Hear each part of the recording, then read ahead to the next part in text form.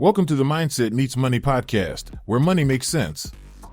We provide tactical advice to help high-income earners make logical decisions with their money. Back at the table with Dr. Jason Heller. What's up, dude? Hello. What's happening, man? Today we were talking about overconfidence and underconfidence and how that affects your investment decisions.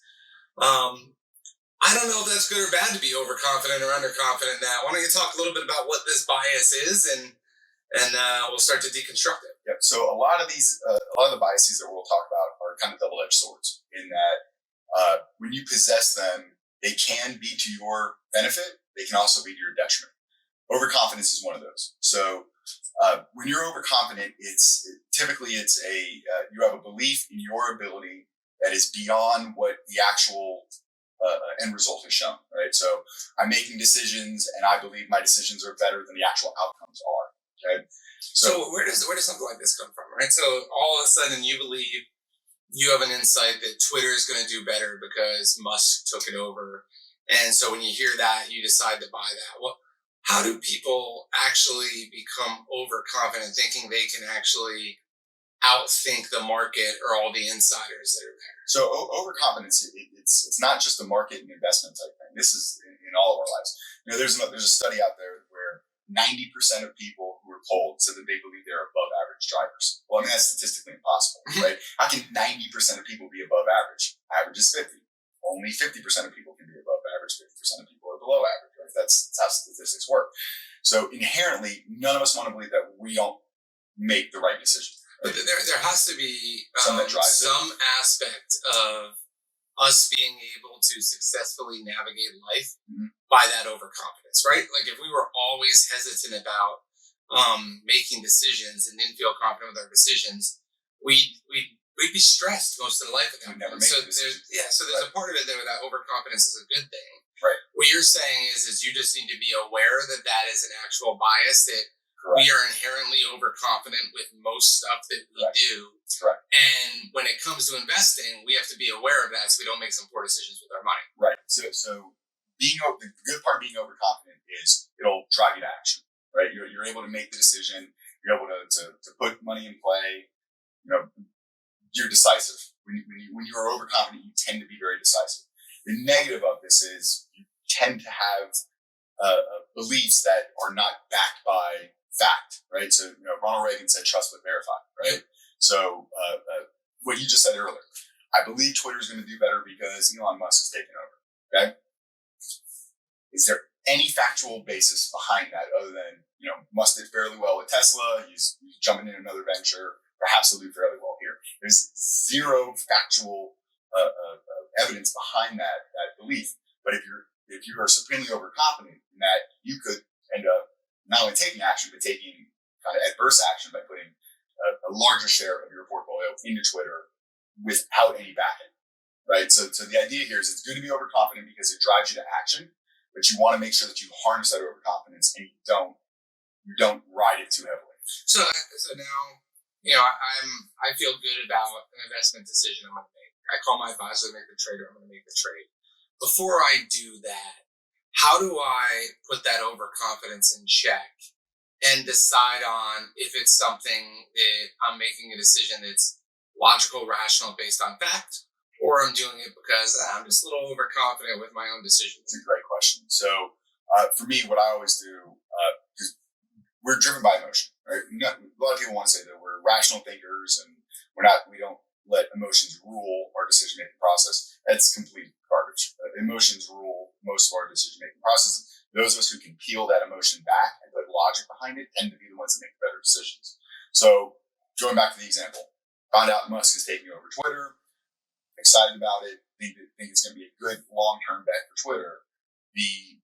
Before you go make that trade or before you call your advisor and have that trade placed in, I always ask myself, why do I believe this? Why do I think this is going to work? And if it's a gut feeling, I have to step on the brake a little bit and slow myself down and say, okay, well, let me back this up with some intrinsic evidence other than it's just my gut feeling. I think, if I answer a question with I think or I feel, blah, blah, blah, blah, blah, then I have to put my foot on the pedal. It's a great way to do it. So if I'm using the words I think, I feel, and there's an emotional piece to when you're making the decision, that should cause pause where you have to go look at the actual numbers and financials behind that. Right. And you're digging in more to the facts for that. By the way, as a side note, you and I do not think people should buy Twitter or sell Twitter. There's no recommendations around it. It's Not just all. a matter of an Just an example of saying, Just an example. Yeah. Of course. Yeah, agreed.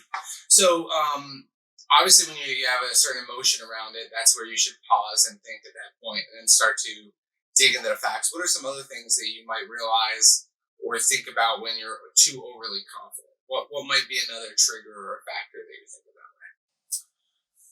So again, it's the kind of, I don't want to call it an undying belief, but when you are absolutely sure that A plus B equals C, but there's no metric behind that, right? So it's almost where, some people believe that a contrarian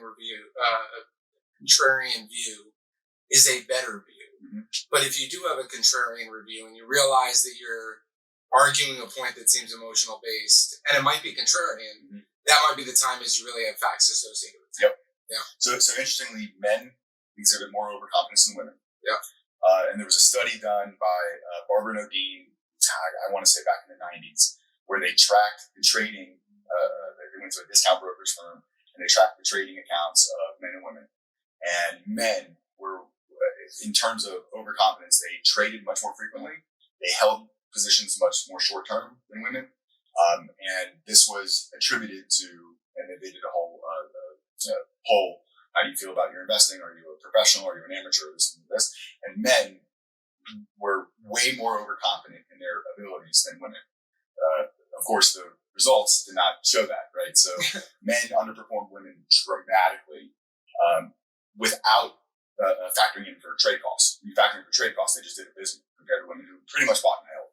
It makes sense, right? So, men in general are more comfortable with risk. The whole idea that when we're hunters and we go out there, we got to be more comfortable with the risk side, where women might be more comfortable with safety, security on that side. So, the punchline of that is we should really engage our wives' opinions on investments. I think if anything, that study showed that women handle their overconfidence better than men do. In that, again, if the answer comes with I think or I feel, blah, blah, blah, blah, blah, you have to give it pause and wonder why.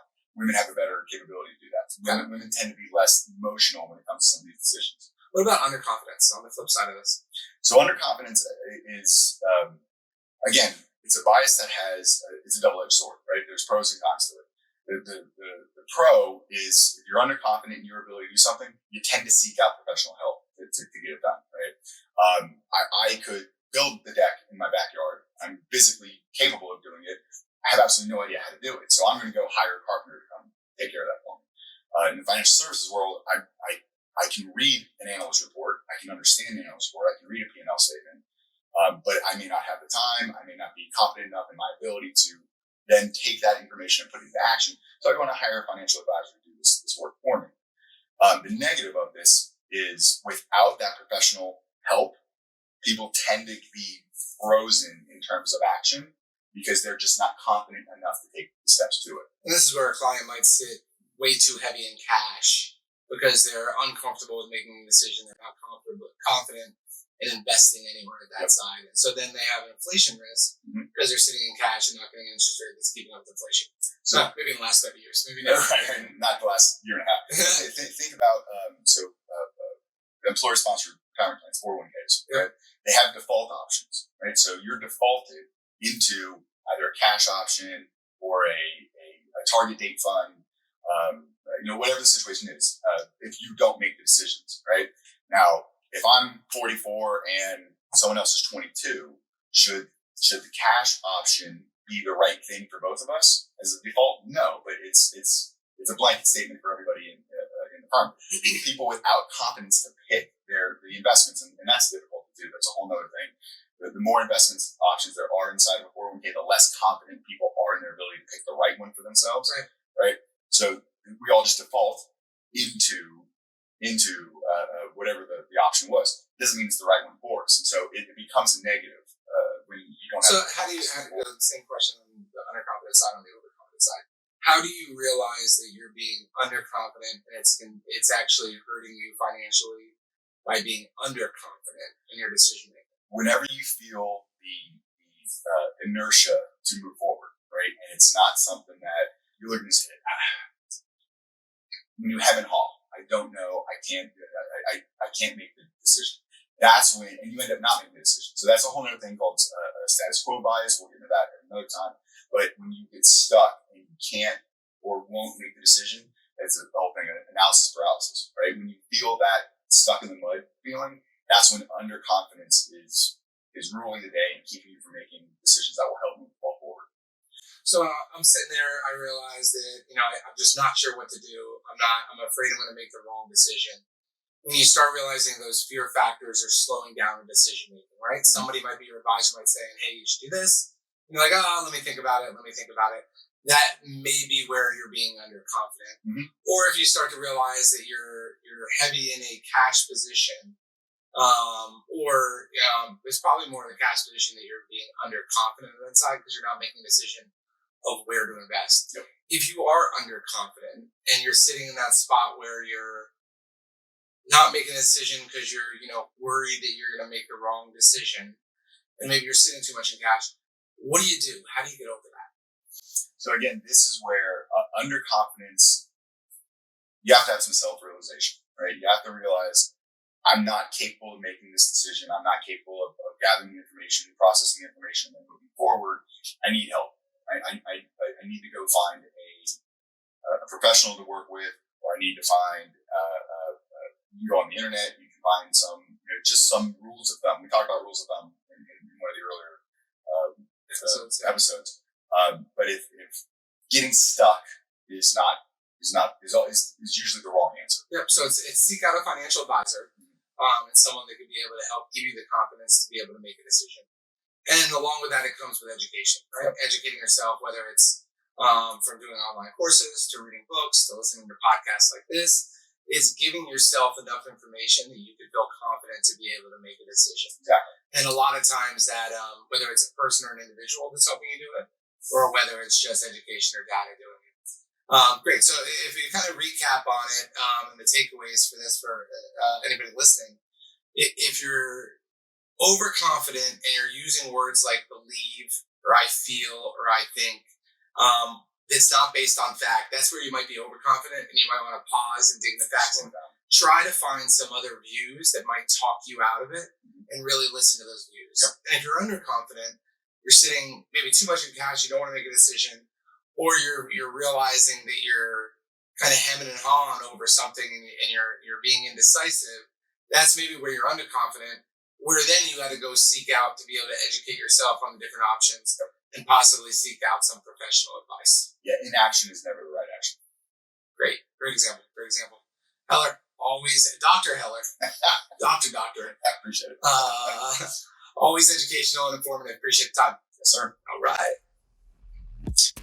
Subscribe on your favorite streaming platform if you haven't already, and don't forget to share this podcast with your friends and family.